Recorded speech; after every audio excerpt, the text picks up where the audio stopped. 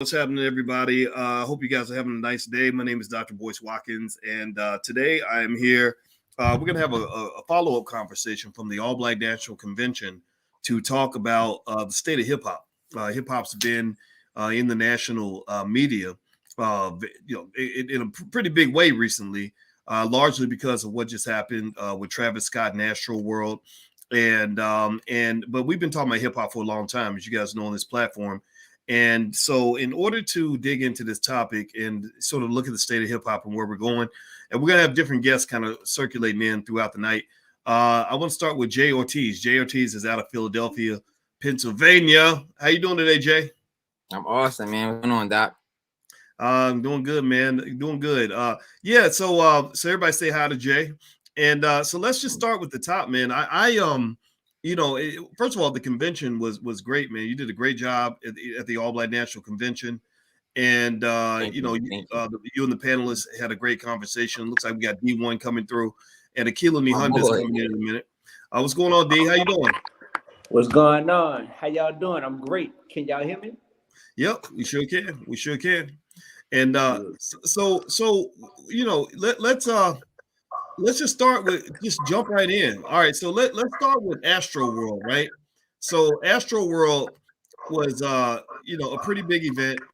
First time I heard about it was when I went to Houston for a thing that Willie D was doing, and I saw these white kids with backpacks, and they looked excited, like they were going somewhere big.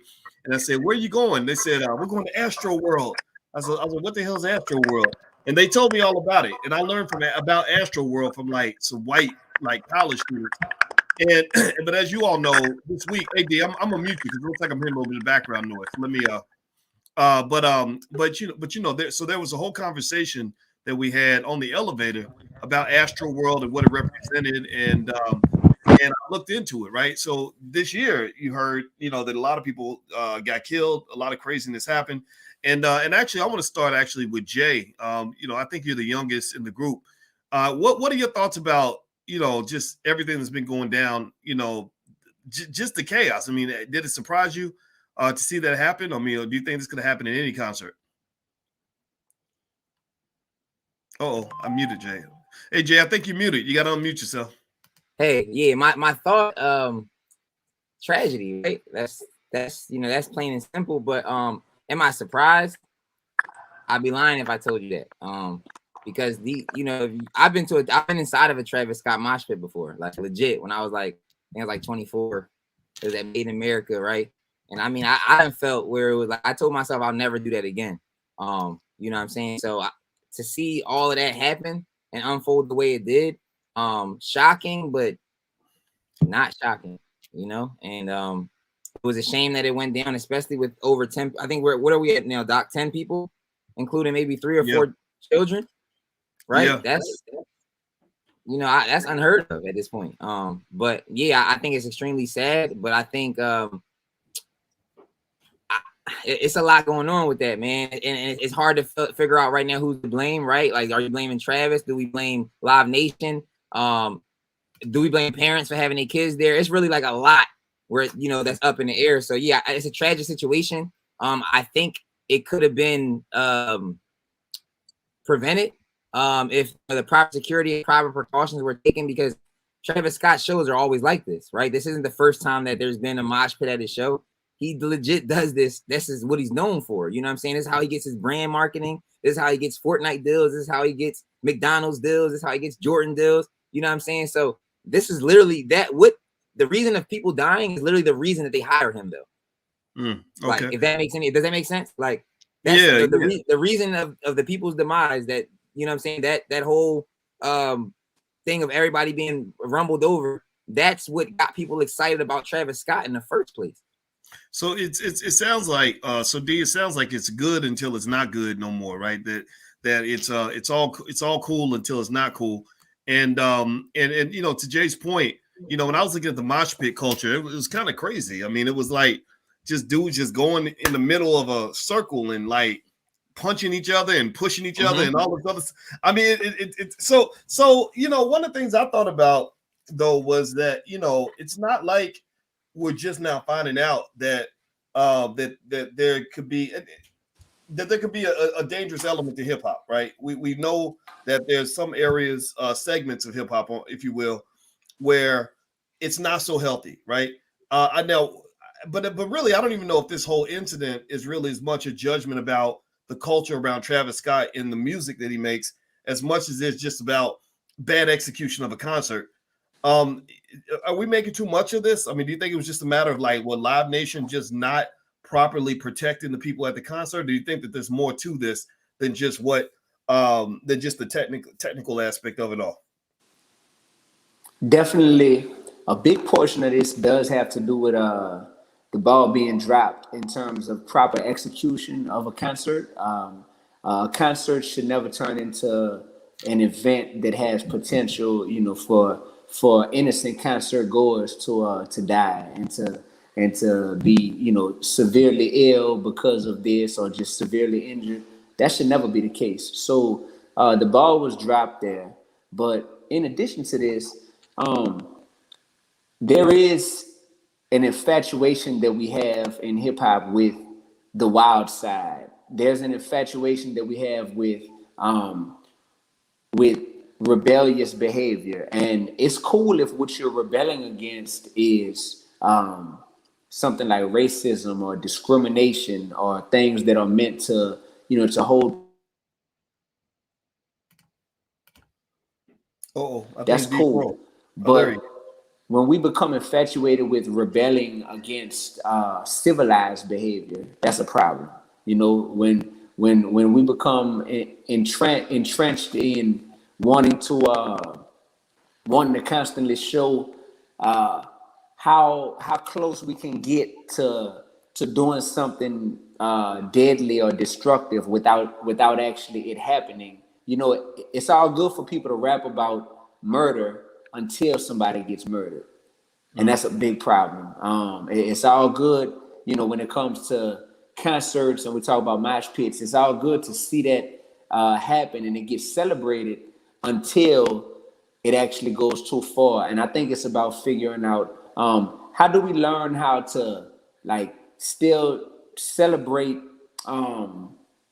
creativity and art that doesn't have to walk along the lines of being so negative and so destructive. And I don't think we have fully figured that out yet in hip hop. I just don't think we figured it out yet. And the people who have figured it out are made to seem like, oh, that's too safe, or that's not cool. You know what I mean? Like that's just kind of, we'll just pat that on the back and say that's cute, but that's not really what we want to celebrate. And we have to learn how to celebrate stuff that's also socially, morally, and I would say intellectually responsible.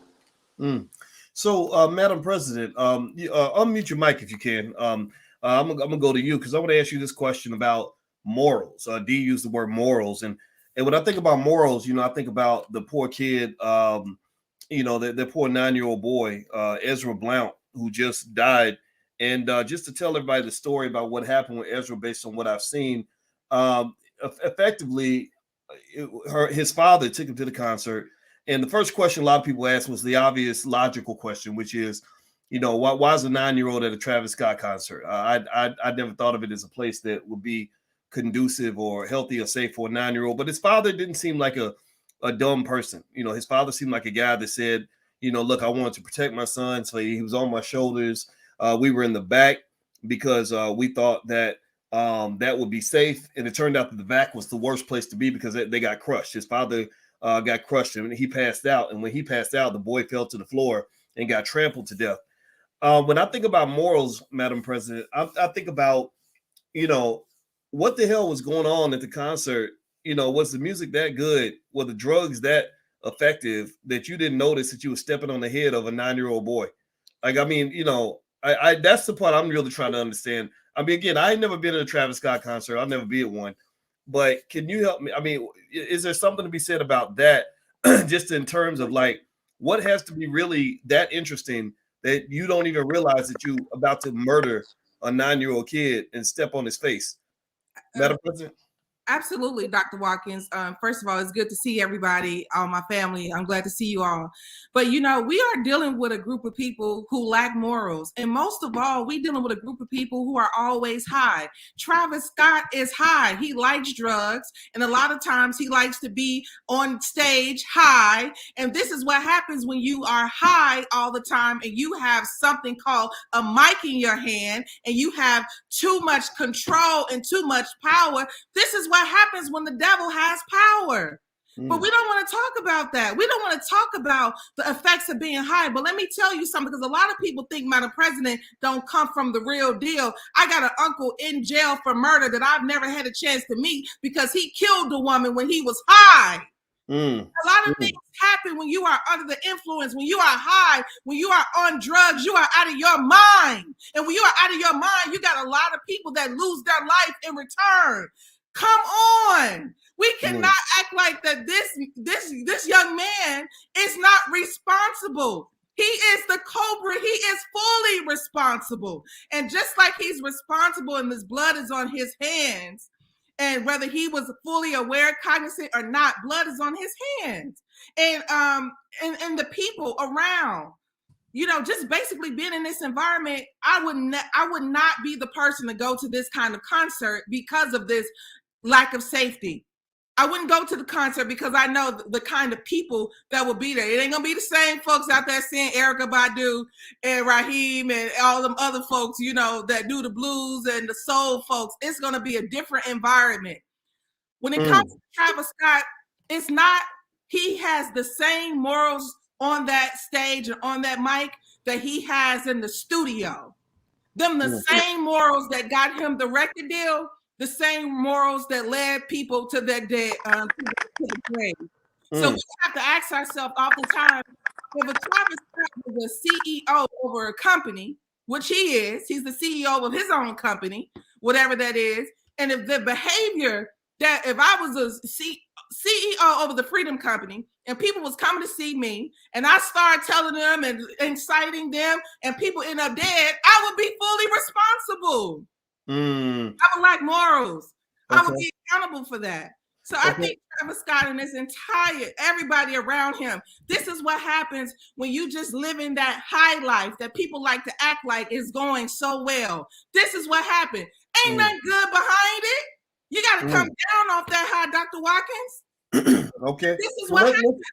Well, let me, that's a heavy point you made. I mean, and I think that's 100% real. I mean, I think anybody in the chat who just heard what Madam President said, give me a yes in the chat if you know somebody in your family that's been affected by drugs in a negative way. If you know somebody that's been killed over drugs, is addicted to drugs, couldn't be there for the kids, hurt somebody while they were under the influence and end up going to jail. This is real. Nobody really talks about that. But when you promote the drug culture, that's unfortunately a lot of people end up in harm's way. They don't even know it. You're 17, you just copying what a rapper did. You ain't talked to that guy that's 50 years old who got sent to prison at 19 over something he did while he was high and literally had to miss watching his children grow up. Because in fact, and I hope you don't mind me mentioning, Jay, you and I both have fathers that have had to face the system, right? And I know a lot of other people who do, right? So I think, and my father specifically went to jail for drugs. He was not there for me because the drugs were better than raising a child, right? So I think that's a real conversation that isn't had enough. What do you think? I mean, you think we're just being too serious? Akila, is Akila in? Looks like Akila's having some trouble with her stream. I'd love to hear what Akila Nihunda has to say about it. She's kind of popping in and out. Akila, can you hear us? I can hear you know what? But yeah, I'm really having trouble with the stream. Can y'all hear me? You know what? You're going in and out. So maybe if you want to call in, you can, and or we can bring you in at a different time when the connection's better. Everybody, that's Akila Nihunda, and Akila Nihunda is just a superstar as a hip hop artist and extremely good. And I'll bring her in. We'll figure out what we can do with the connection. But so let's go back to you, Jay, because you're the youngest in the group. And I probably sound like my wife makes fun of me because she says I sound like an old man shaking his fist at the air. So how do I balance that, right? If I'm an old man if I'm 50, I'm not 25, right? And I've seen what drugs do to people. I've seen, what a dope addict looks like when he's out in the street and all this other stuff. He's 45 years old, and they raise his kids or whatever. And I'm trying to say that to young people. How do I bring that message without making it seem like I'm being old fashioned or too restrictive? What do you think? Oh, Jay, can you hear us? We are having trouble. I'm with sorry, our I've been muting my mic. My fault. Okay, go ahead. I think sometimes it's not about how you say it or what you say. I think it's literally just the age gap, right? Like if you're late 40s, early 50s, and you're trying to tell somebody 17 something, when you were 17, you didn't really want to listen to nobody that was in their 40s. Right? You just like whatever you're talking about, even if it's the right thing, you weren't really trying to hear it. So I mean, it's just us finding the right people to represent you and get your message out, like you're doing now, right? When you talk to me, you talk to Madam, us kind of spreading that message, talking to young people, because I think that's sometimes what it is. Like my little sisters are 12, I'm 30 years old, right? She don't want to listen to nothing I gotta say, right? Like, and I'm telling her everything out of love, but when I get her little girlfriend to tell her the same exact thing, it's like, oh, okay, like you know what I'm saying? So that could be, a better approach, but I think you're already on the money with it. I think the people that want to listen are listening to you already. You know what I'm saying? Some people just aren't going to agree with your message, and you're never going to get them. But I think the people that you're reaching out to, they're getting it. You know what I'm saying? You're using the right ways. Like you got me, you got Madam, you got D. We're preaching your message for sure, and I think people are paying attention, especially a lot more younger people than you think. Well, I'm glad to hear that. I don't think it's the goal is not to be preachy. I mean, I'll say this.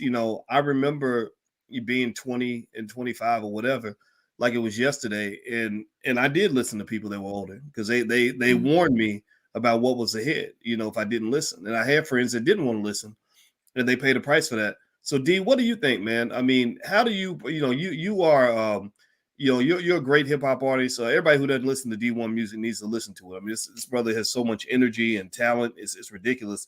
And a lot of the artists in the industry. You roll the way you roll. Be real, be righteous, be relevant. You are a proud Christian and a proud Black man. All these things, but not every artist you bump into carries that same energy, and you've had to kind of deal with that. How do you draw the balance? If somebody says, well, what do you think about what happened at that concert? How do you tell the truth without being oppressive toward other people's perspectives? To me, the truth is something that I always try to deliver without concern for how many people are going to love me and celebrate me for it. There's been a lot of leaders in history who have not been celebrated for delivering the truth, no matter how they package the truth. Sometimes everyone isn't going to be receptive to it, but as the messenger, it's our job to just deliver truth. So for me, the more that I worry about other people's opinions, the more I'm going to try to dilute the truth that I've been sent here to deliver. So I just, at all times, I ask myself, what is right and what is responsible, in this moment, in this situation. And sometimes speaking on what's right may not equate to what's popular. That leads to me having to call some of my fellow hip hop artists out at times, because what they're doing may not be right. It may not be responsible, but it also may not be popular to call them out. And my thing is, that's why we're put here as brothers and sisters, because to be your brother's keeper, sometimes you have to put your brother, you have to put him in line and say, hey, what you're doing right now is not going to help us all win the game that we're trying to win. And the problem is that everyone in hip hop is not in it with the same end game in mind. Some people are simply in hip hop and they could care less about the integrity of the art form, or they could care less about the message that they put out there, or they could care less about them being used as a pawn and as a puppet for a greater game that's at play, that's ultimately destroying our communities. They could care less about that. They're just about how much money can I pull out of this game. And that's the difficult part is, they say what, all skin folk ain't kin folk, you know what I mean? And I think that's very accurate when you see some of our fellow brothers and sisters who are in this game, but we don't have the same end game in mind to uplift, empower, and educate our community while entertaining them. So once I realized that there's people in this game for a different purpose than me, then I have to switch up the tactics. You can still lead with love, and I do still lead with love, but I'm also not shy about calling people out when it's needed. You know, when I know that it's for the greater good of the community, and when it's for the future generations that they need representation, they need someone to be willing to stand up even when. Oh, and it looks like D froze again. And it looks like Keelan Hunter's coming back. So D and Aquila just keep popping in and out, but that's okay though, because you know Can you hear you me? gotta make. Yeah, I sure can. Yeah, I sure can, and I will always make an accommodation for Keelan Hunter because you gotta just adjust for the superstars. So if y'all have not checked out Aquila Hunter on Instagram, you have to check her out. Super innovative, super sharp, super talented. I could not wait to hear also. In addition to what D said, so maybe piggybacking off of that, let's start with the Travis Scott thing. You live in Houston, right? Is that right, Yeah, Akil? I live in Houston. Okay. I'm like 30 minutes from where every thing went down. Okay. So when we talk about the who's responsible for what happened in Astro World, a lot of the obvious conversation went toward Travis, right, and what Travis did or did not do. But then people start talking about Live Nation. They start talking about NRG Stadium. They start talking about all the moving pieces that are required to make a concert happen. So how do you how have you assessed this in terms of things you've noticed about who's responsible for what happened down in Houston? Well, I will say that I do believe that Travis, he encourages raves, he encourages rowdy behavior. And so, you know what you're getting yourself into when you get to the concert. This is something that he promotes. Now, they say there was only two people who had the authority to stop the concert, the executive producer and another person. However, I do believe that the performer has the ability to stop the concert because all you have to do, and he has done it before over a pair of shoes, is stop performing and tell the audience, I'm not going to continue until so and so, so and so. It happens all the time. Going back to what our sis said about him maybe being high and, there's a lot of drugs going on, that's definitely something that could have impacted him even observing and noticing that people are fainting, passing out, dying right in front of his eyes. So his whole team failed. You understand? So in I don't take out any responsibility because some people are trying to say it's not his fault. I can't say that he is completely innocent because of promoting that type of behavior. So Interesting. Okay. yeah. Yeah, my assessment is similar in the sense that it seems to me that um there's a lot of accountability that has to go around, and I guess everybody's going to be pointing fingers because now you're talking about a lot of money. I mean, we talk about. I think Attorney Ben Crump has filed like 100 lawsuits. Like it was 98, but it was 98 and counting, right? So over 100 lawsuits just from that one lawyer, from all the people that got hurt. Because one thing people aren't talking about is you had the 10 that died, but you had hundreds that got hurt.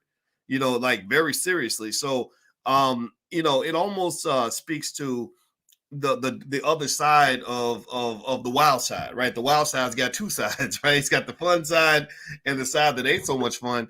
So so let me ask you, so Jay, just as an artist, kind of seeing how this goes down and looking at it all from just a business standpoint, did you learn anything in terms of like what you observed about just the business side of hip hop? Because now everybody's thinking business, right? Okay, who's liable? Who's gonna pay? I think what Live Nation is a subsidiary of Jay-Z's Rock Nation. Is that right? Isn't Jay-Z connected somehow? Jay, I think you're muted, Jay. My fault. I was like, I think Live Nation might be on top, but I could be wrong. But as an artist watching what unfolded, I wouldn't say that it's No, I mean it does make me a little bit more cognizant as a businessman. But Doc, you know, especially that every show that I've ever really performed at besides yours, I put my own shows on.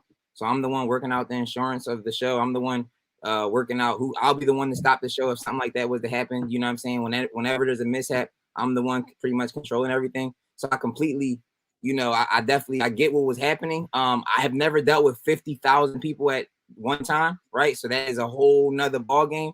But yeah, I mean, as an artist, you want to be either, you know what I'm saying, you want to be in control of something like that, because or you kind of don't want to, but I would want to be in control of that, because when something like that happens, you want to be able to have that authority, or at least be able to, that people would know you have the authority to stop the concert, you know what I'm saying? And you want to be in control of, you know what I'm saying, the security. You want to be able to just plan better. They really wasn't playing well at all, you know what I'm saying? For they sold out, they sold 5,000 more tickets, you know what I'm saying?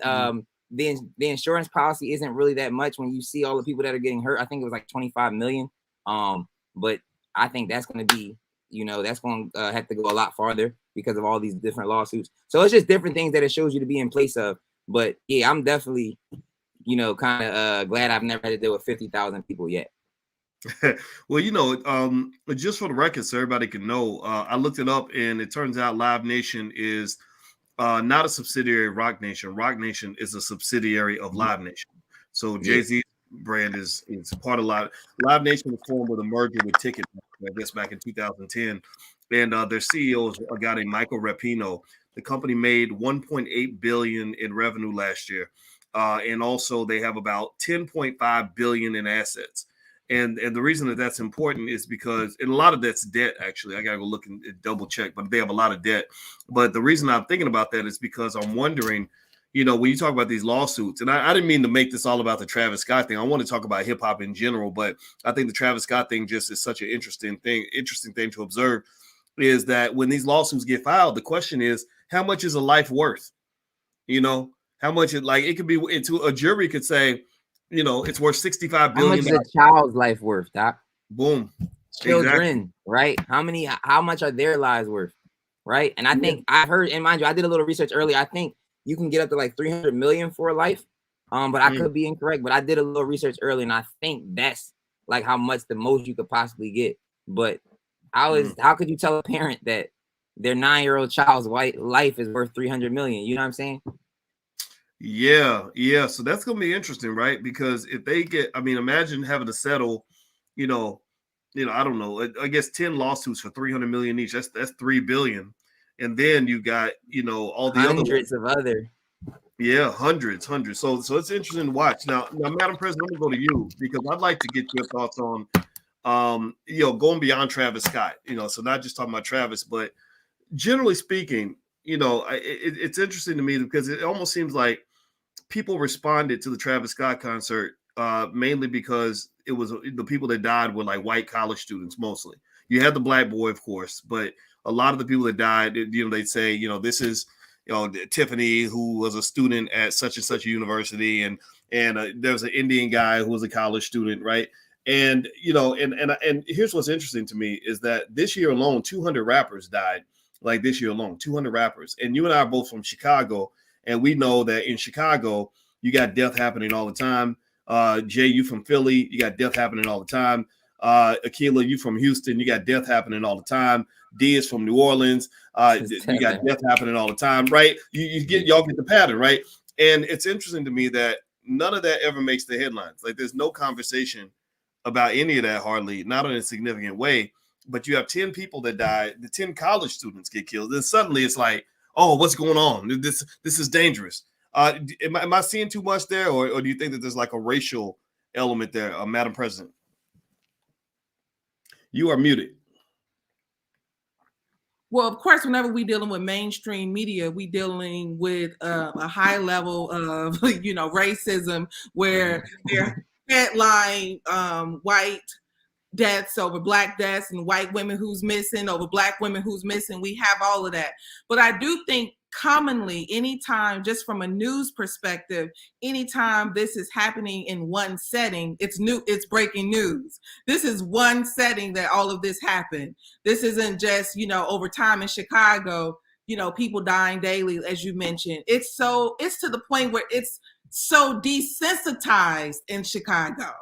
Death is so desensitized. It's insane. My father was killed in Chicago.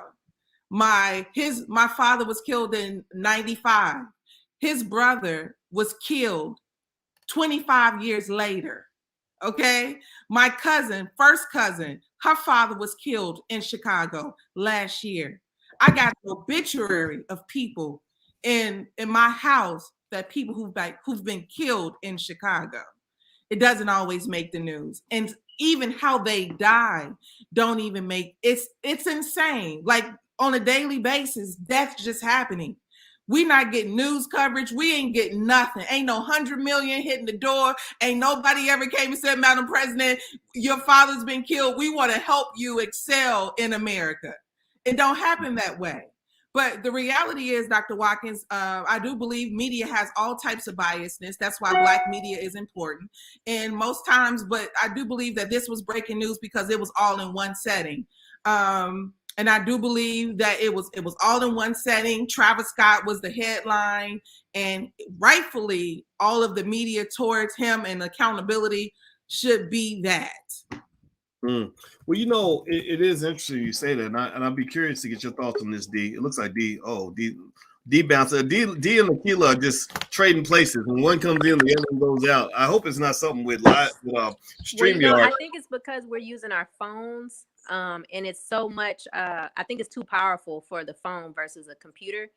And I'm not by a computer, but but I was gonna just say this one thing. Being in Houston, every day on the radio, there's constant commercials for lawyers. If you want a lawyer, if you were at the Travis Scott concert,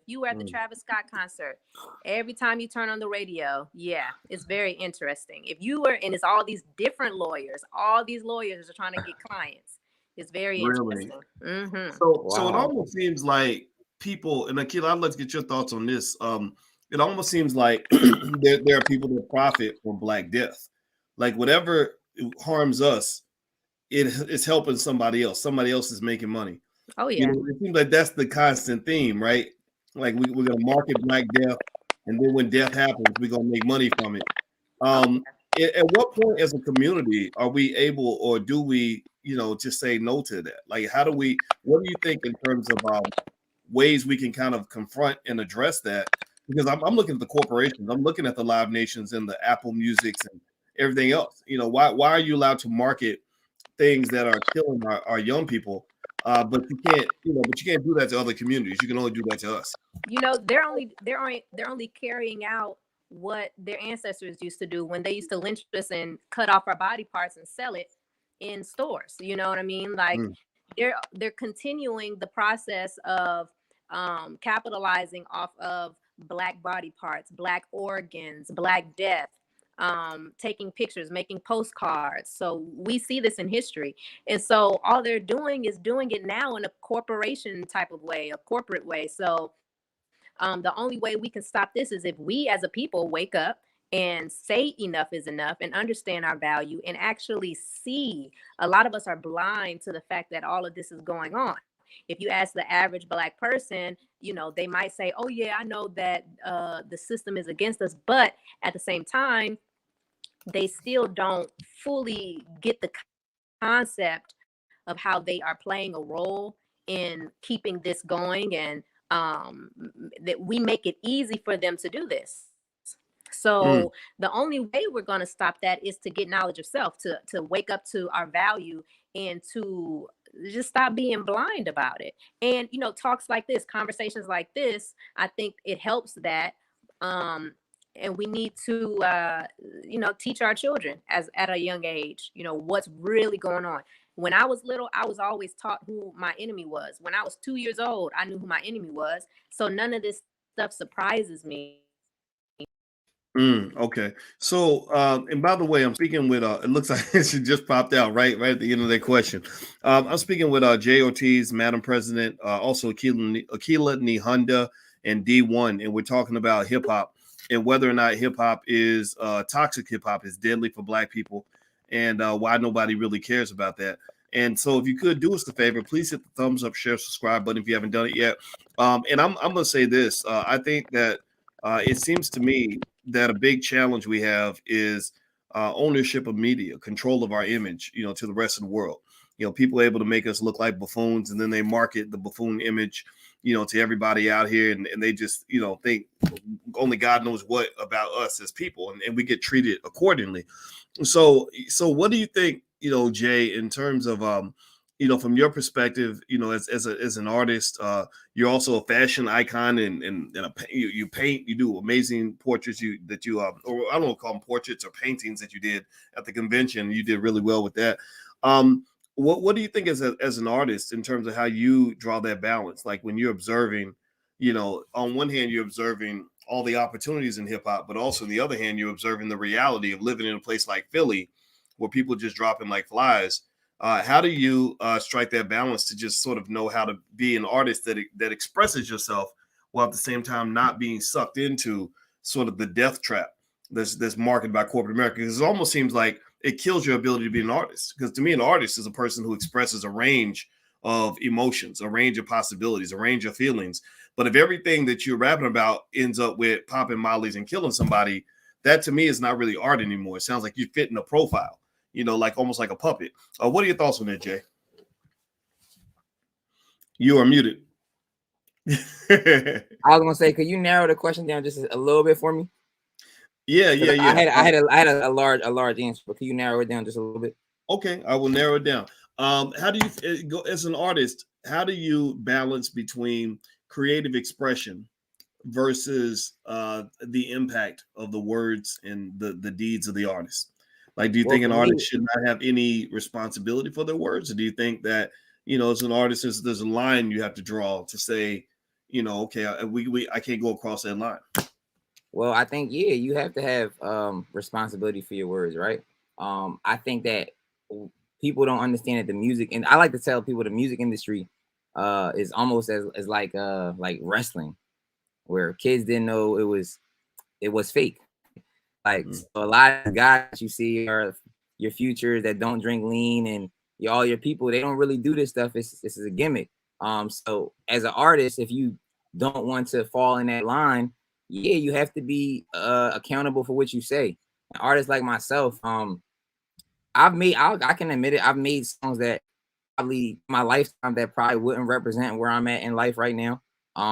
But I never made any money off that kind of stuff either, right? I learned that I started really making money when I started being true to my real vision and like my message, and linking up with you, and linking up with fellow artists that are on my message. So and I also, me and Akilla, we both went to Howard, right? We were in the School of C, and it's funny because one thing I learned at the School of C was that I would never ever be a sports anchor, right? And the reason because of that is what you said that this whole conversation was about, or this thing was, I learned at Howard that we didn't have control of the media.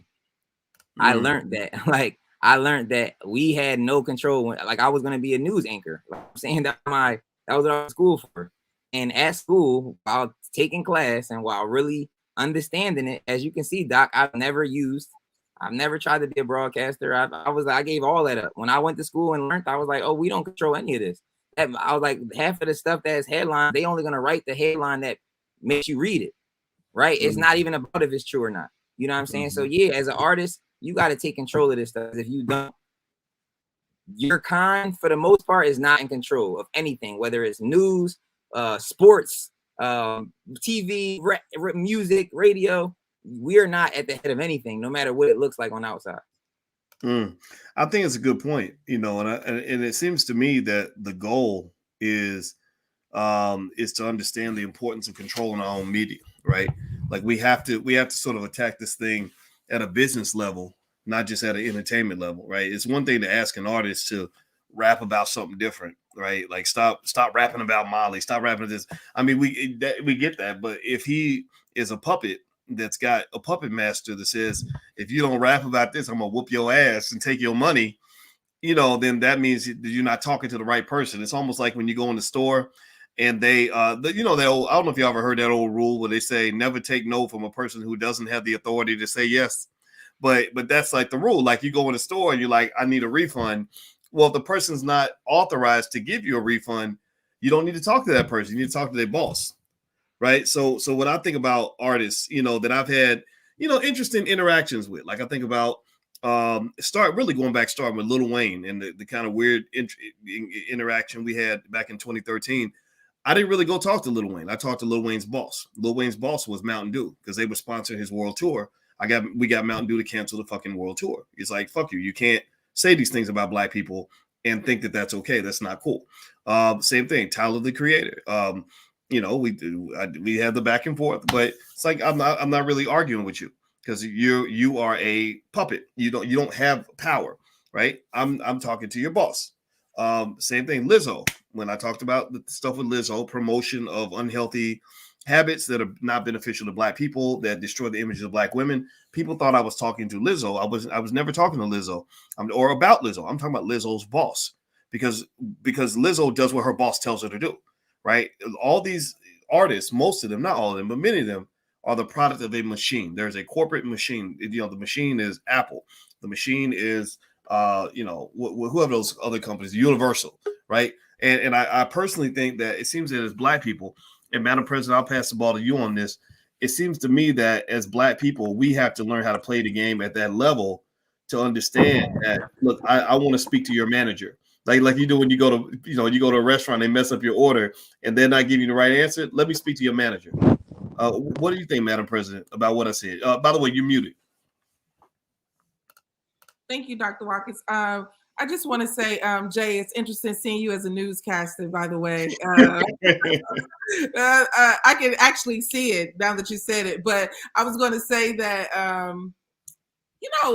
the woman has a role in how men respond. There was a time where, men used to dress really nice because when you dress a certain way, women like that, right? So when a man like, I need a suit jacket, it wasn't just to get a job, it's because women like men that had on suits. So since the beginning of time, women have had influence over men, okay? Because men want women to like them. Now, what white supremacy has done to black men and black women is have made us hate one another. We divide and conquer, right? So men don't straighten up for women anymore, and women don't straighten up for men anymore. And that's a problem, because guess what? Those same people don't straighten up for their children. They don't straighten up to be, over the household like a family. That has become just past. We ain't on that no more. We Netflix and chilling. We the only group still trying to Netflix and chill.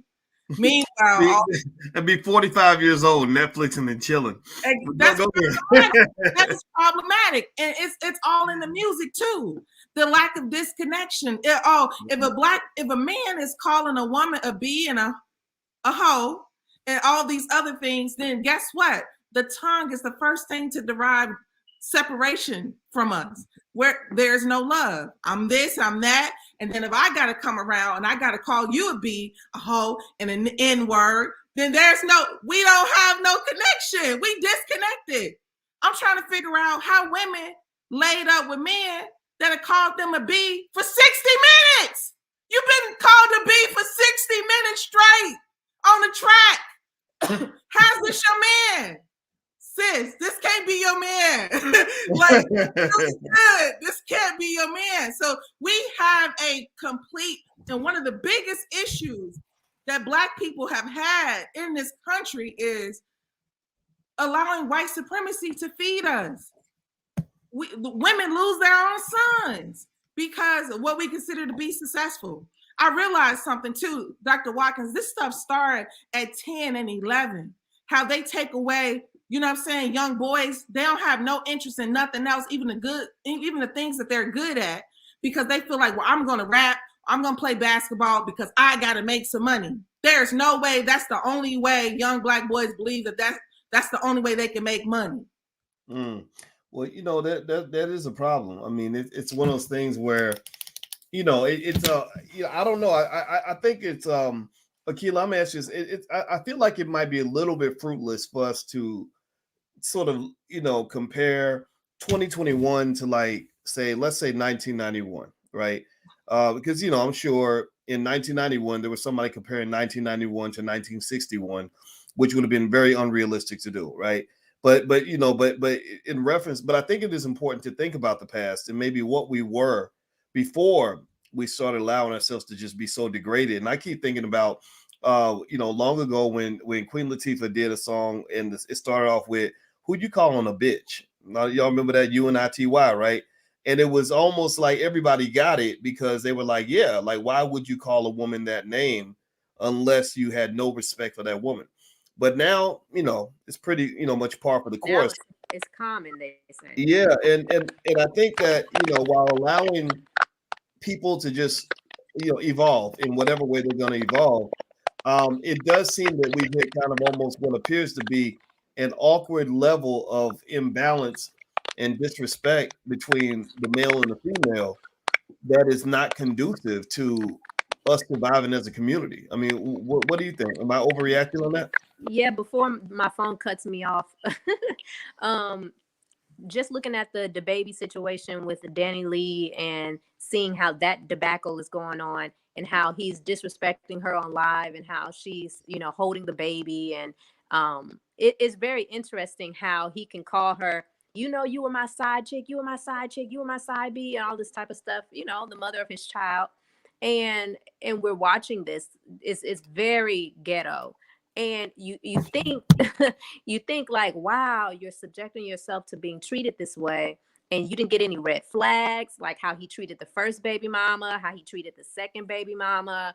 You're the third one, but you think you're going to be treated any different. So this common way that we have been starting to take bad treatment, going from the Queen Latifah days to now, and it's just like, wow, we forgotten our value. You know what I mean? And yes, we have forgotten our value, and this is why I push so hard to put in my music our value, the value of the Black woman, how we are beautiful, how we can be beautiful without getting naked, how we can be beautiful without cursing and acting savage. And so all we have to do is more of us have to stand up and show the other side of it, because these women are in pain. You know what I mean? No, again, nobody wants to be a stripper and actually, and be like, oh, I have a jolly life, this is just so great. Nobody wants to be disrespected all the time, so they glorify this disrespect. They glorify um the B word, calling each other out of our names. But at the end of the day, they're depressed. We all know that Danny Lee is stressed out because she's exposing the baby and just basically having to cry for help because she just gave birth. That's not, I mean, it's not a good situation. No one wants to look up to something like that. So we have to start to analyze how we see ourselves as women, and how we and I just have to do my part as an artist. I have to just keep putting out images that show us in a positive light, like Queen Latifah did. Well, Jay, let me ask you a question, Jay Ortiz. In your view, it coming, as a 30-year-old man hearing all this, how do you define, if somebody said to you, what does it mean to be a Black man? Jay, you can unmute yourself, by the way, Jay. What would you say if somebody said, what does being a Black man mean to you? I mean, like the beauty of it, or what we going through in America? Just what does it mean, just in general? Like, what do you think? Like, do you think that there's a standard? Do you think that we just, it's Netflix and chill, we just be who we want to be? Do you think that there's a expectation? What do you think? There's all types of I don't think there's one specific Black man, right? Like, I don't think everybody's just lazy or everybody's a go-getter. I think you have different types, but I think the Black man that we want, or that, what I'm saying, that I represent, is the hardworking Black man, the family man, the taking care of the entire, taking care of your queen, what I'm saying, and just being innovative and not needing a handout, being strong, right, being masculine. So I think that's the Black man I represent. But I see other Black men out here, right, and they don't promote that Black man on TV, right? When you watch Empire, you watch The Shy, you watch All American, you watch all these different shows, that's not typically the black man that's being portrayed. So it's hard to really judge with like what's the black man today, right? All I can speak for is, the black man I am, the black man like yourself that I look up to, and the black man that I put myself around. But it's hard when you see the media because we don't control it. So, Madam President, do you think that that there's something in the music that's being promoted that affects Black people's ability to love each other? I mean, do you think that when we talk about Black love kind of being, kind of not really being exactly where we'd like for it to be? Like, I think Black love is in this room. I know everybody in here, and we all love each other and have each other's back. So obviously, Black love does exist in certain spaces. We were all at the convention together. There was a lot of Black love there. So do you think that there's something that happens maybe in the media though, where maybe Black love isn't quite what it needs to be? What are your thoughts on that in terms of the state of Black love overall? Not just necessarily relationship love. I'm talking about just like, I love my brother, I love my sister, I love other Black people. I mean, what do you think that is? Absolutely, Black love does exist. Does the media or music have a portrayal in how Black love is executed amongst strangers and in the community, etc.? Yes, it does. But I also want to say that one of the biggest works on us personally, Black people, is the self-love. Self-love. First, you have to love self. And this is just coming from a parental standpoint, Dr. Watkins. If a mother has an issue with loving herself, it is going to be very difficult for that woman to show love to her children. And that means that it's going to be difficult for the children to develop self-love if they have a mother who has not instilled that in them. So it is very, very, very, very important that we have self-love, because anytime a woman is carrying a child and when she births that child is going to get everything that she has on the inside of her. So if she got self-hate, then it's going to be hard to implement that into the child. The child is not going to have a good sense of love for self. I know it sounds all like too deep or something, but it's real, because the psychological aspect of liking yourself, loving yourself, it starts early, right? So you understand how you look and what you look like as early as 2nd and 3rd grade. I think we just had on Fly Nubian Queen, one of the sisters had a conversation about a 10-year-old committing suicide. So we cannot pretend that we don't have to have an internal power inside that has to be implemented in our children, because guess what? Our children are going out in a war zone.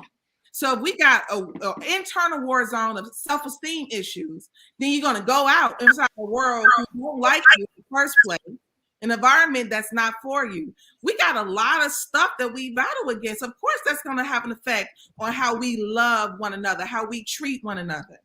And a lot of times I have to check myself too. If I'm around my brothers and sisters and I feel like, I ain't feeling this. I ain't feeling this environment. I ain't feeling these people. I'm about to pull out. Look, I don't like what's going on around here. However, I got to remember, to just kind of keep peeling white supremacy out of my head. Remember that my brothers are not my enemies. And a lot of times we have to come into terms with when they are not themselves. When Black folks are not being loving, they're not being themselves. When Black folks are not being caring to one another, they are not being themselves. Like stage 4 and 5 of cancer, it's too much in you. I can't change it. I'm gonna have to leave you right there. But I think naturally, brotherly and sisterly and lovingness is within us naturally. Okay. Well, I'm gonna share some. I wish Akila was still here because I'd like to hear Akila's perspective on this. Oh, there she is. Looks like she came back. She keeps bouncing in and out. So Akila, this is going to be a last question that I want to ask you, and I'm gonna start off by telling a little story. So people who follow the platform, first of all, everybody who's watching, I'm speaking with Jay Ortiz, Madam President, and Akila Nihonda. You can follow them all on social media. The information is right there on the screen. So I hope that you'll support the people that support you back. Follow them. They're all very talented, very smart people. So some of you who follow the platform might know my story about the gangster goose. Any of y'all ever heard my story about the gangster goose? You ever hear that? Okay, so let me tell you what happened. All right. So you know that I'm married to this pretty lady right here, who changed my life, and I have no shame in sharing that. And one of the things she makes me do is she makes me get my big butt out and run, right, so I can stay in shape. So we're running one day. We're running down this trail, and the other runners that were in front of us start coming back, and they said, well, we couldn't keep going down the trail because there's a goose in the middle of the road. And I'm like, it's a goose, it's a bird. Like, what are you talking about? So I was like, come on, let's just keep going. Ain't anybody scared of no bird. So I walk up, right, and there's this goose just right planted in the middle of the road, and I'm like, why is he in the middle of the road? So I was like, okay, let's just walk around it, because he's standing there like he's got some intentionality in what he's doing. So I said, okay, well, let's go around him. So we try to go right. He moves to the right. I tried to go left. He moves to the left. And it was like mano a mano. Like he's like, you're not crossing this pathway, right? So I'm like, okay, I am not gonna get punked by no goose, whatever. But he's staring right at me. He's not looking at my wife. He's looking at me, right? And so I take a step forward, and his wings kind of came up. And I was like, damn, this goose is like ready to fight me. So I'm sitting there trying to Rolodex in my brain, like, I wonder if goose have, you know how animals have like secret powers that you don't know about, where they could claw your eyes out and kill you. So I'm like, a goose can't hurt a grown man, can it? Right. So then I take another step, and I actually have a picture here just so y'all can see, like his neck got real long. Like he stretched, like his wings went up and his neck stretched really long to where he was almost my height. And I said, oh my God, this goose is ready to fight me, right? And I'm sitting there thinking, this is crazy. I'm getting kind of concerned right now. So here's what I noticed, right? I looked over, and I'll show you a picture of what this looks like. I saw that he was standing next to his woman. His woman was sitting on a pile of eggs, and she had no idea that her husband was about to get in a fight to the death with another grown-ass man, right? She had no idea that we was about to throw down, me and this goose. Like, she's just sitting there without a care in the world. Like, just, like my man, he got it. My man's got it, right? And nobody taught the goose to think this way. Nobody taught that goose how to be a man. Nobody taught his woman, if you will, to how to be a woman. They just kind of had this natural state, right? The male protecting the female. And when I picked up on it, I was like, okay, I see you, partner. All right, I got it. Okay, no problem. So we turned around and went the other way, right? Because I actually have respect. I was like, okay, good for you. Protect your family, man. So, Akila, this is my question for you. So it almost seems like these geese were in their natural state. That's my point. They were just in this very natural state. The male had a job. He knew what it was. The female had a job. She knew what it was. And nobody taught them any of this. Do you think that the black man and the black woman, when I think about that story, I looked it up, that story with the baby, where this woman just had his child, and from what I understand, and she's on the internet fighting with him, trying to show receipts to prove what he said ain't true, and he's like, you don't mean nothing to me. Like, it almost seems like that's not natural. Like that's gotta be traumatic to just have a child and then end up fighting this much. When that man should be protecting you and that child and taking pride in the fact that you just gave him the greatest gift one human being can give to another. Am I talking crazy right now, or what are your thoughts on that, Akila? No, you're absolutely right. They're both being out of their nature. In the Nation of Islam, we have MGT and FOI. The MGT is the Muslim Girls in Training, where we are literally taught our role and our nature, because we have to get back into our nature. The FOI, the men, they are taught their role as a man, because you just got to humble yourself and realize that you do not know. We have been taken out of our nature. So we have to be retaught, re-educated, and we've been miseducated, like Lauryn Hill, says. So yes, we're dealing with two people who are out of their nature, and that should never. I couldn't even watch them arguing because I saw that she was holding her baby. I couldn't do it. I couldn't do it. Now, when they did their individual lives, I listened to that, but I couldn't mentally watch two people fighting while a child was in the room, a baby that's ingesting and consuming all of this drama. Mm-hmm. So yes, we're completely out of our nature, and it takes women to teach women how to be a woman, and it takes men to teach men how to be a man. And so a lot of us need to get back into some classes. There used to be classes in school, you know, even etiquette classes and whatnot. We need femininity training. Men need manhood training. We need to get back to that. Wow. Well, you know what? Y'all have said a lot, and this has been a great conversation. So what I'd like to do is let each of the panelists kind of give a closing thought. Maybe just about 60 seconds of just what you think in terms of what you learned from this conversation, where we go from here, what you see in terms of the state of hip hop and how we can confront that as Black people. So Jay, I know I didn't narrow down the question. That's because there is no question. I know you're smart and creative, so I just want to hear what you think. So go ahead, hit that button to unmute yourself. And Jay, what are your closing thoughts you can leave us with? Yeah, no, I was listening. So for me, I think that the main thing I learned, or I think I'm gonna take away from this conversation, is we as Black people need to own our media, right?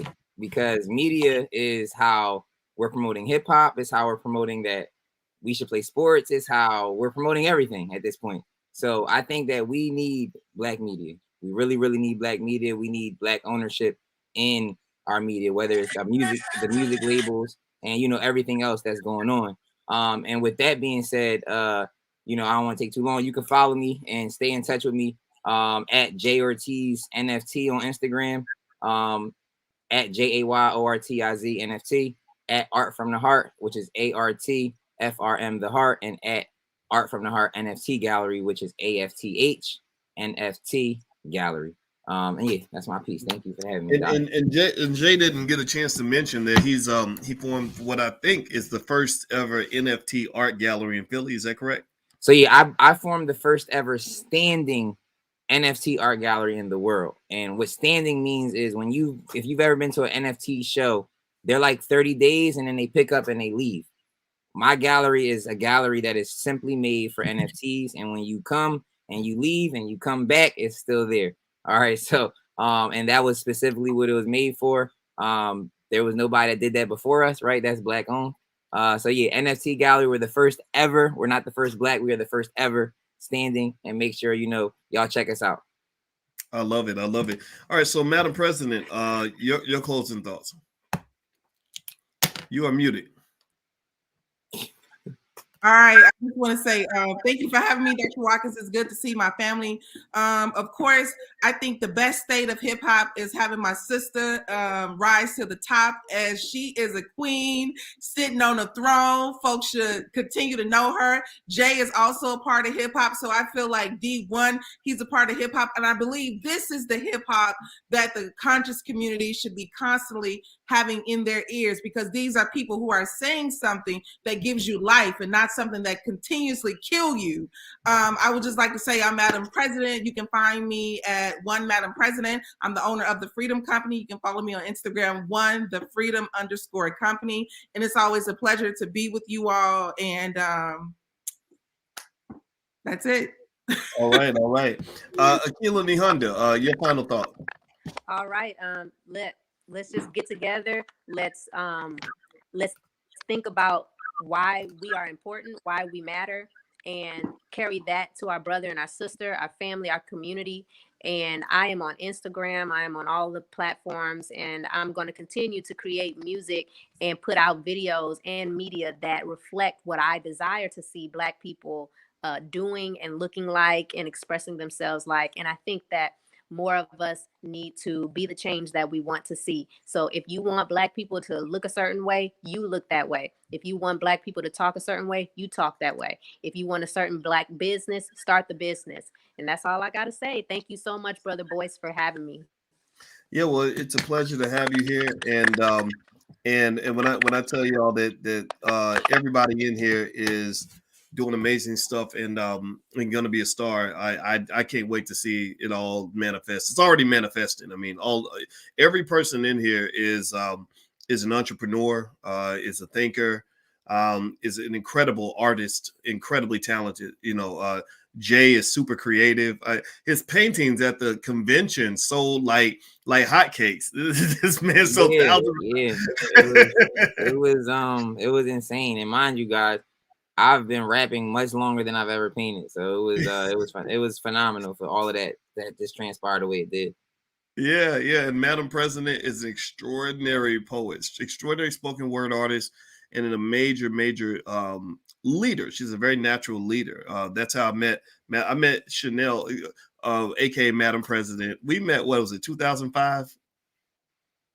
Is that when we met approximately? Yeah, and she was the president of the student body at Kentucky State University, and she's family to me, and I love her to death, and so I'm so happy to have you. And Akila just kind of just burst on the scene like it makes you think about when I don't know when DMX or Lauryn Hill came out, just like that artist that's just like whoa.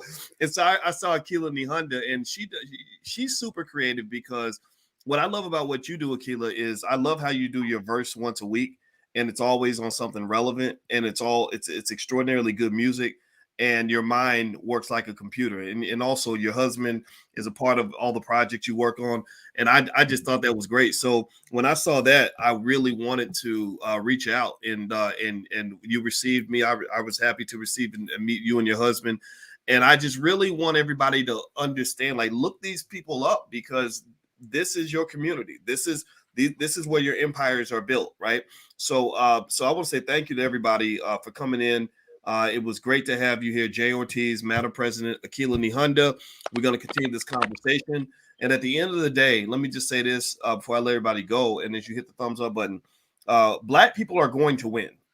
Like, Black people are going to win. We cannot lose. We cannot lose. Absolutely. Right? They've been trying to defeat us for 400 years. They ain't won yet. They might defeat a couple That of people. part. Yeah, they can't kill us. They cannot stop us. So Too strong. let's just be clear. We will win this battle. No questions asked. Because with people like this, with teammates like this, it's not possible to lose. So keep winning, keep being great. God bless everybody. Thank you for hanging out with us. Have a good evening. We'll see you soon. Take care. Bye-bye. Peace.